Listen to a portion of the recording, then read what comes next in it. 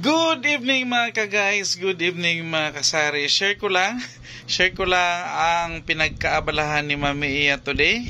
Kaku-close lang pala ni Kuya AJ guys. Ayan, close na yung ating tindahan, nakababa na yung ating roll up. Nandito ako ngayon sa loob kasi gusto kong i-share yung pinagkaabalahan nga ni Mami Iya today.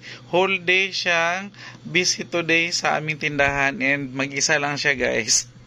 Ayaw ko sana talaga na umpisahan niya or gawin niya ito today, pero mapilit siya at porsigido. Alam niyo naman si Mami Iya, pag may naisipang gawin dito sa tindahan namin is ginagawa niya kahit wala ako dahil busy ako sa tubigan.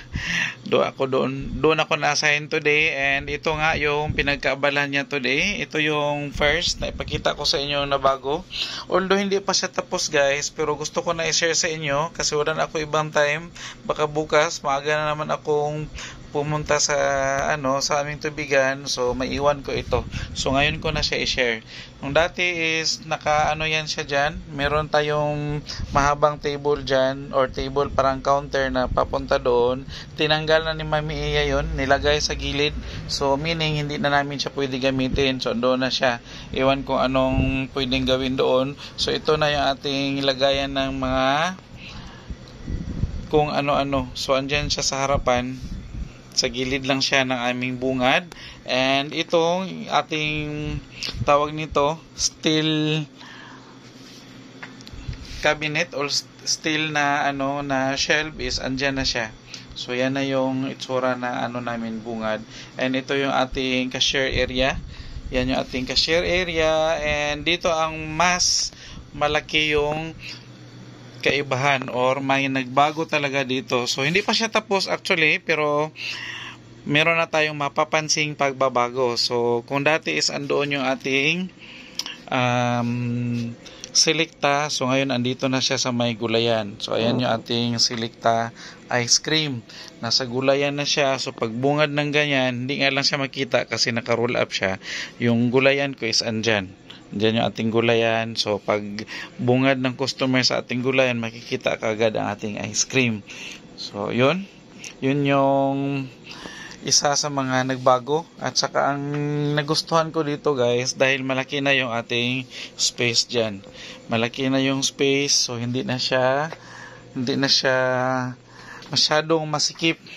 So itong dito is ganito yung nangyari. As of now, ganito yung mga nangyari sa aming tindahan. So, naka-arrange na siya. Although hindi pa siya tapos, may magbago pa dito. Ang mas nagustuhan ko lang is itong area na to is malaki na talaga yung space. Pasensya sa video kasi yung ating ilaw dito na solar is ganyan yung kanyang resulta. So ayan na po yung malaking pagbabagong naganap dito sa aming tindahan. Today lang ito guys ginawa. Na-shock ako pag uwi ko is naging ganito na siya.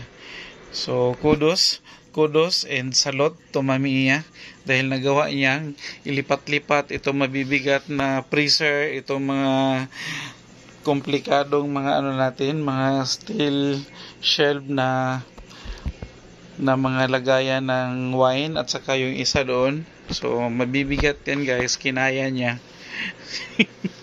Parang yan ngayon, nauna na siyang pumasok dahil siya napagod sa ginawa niya today. Anyway,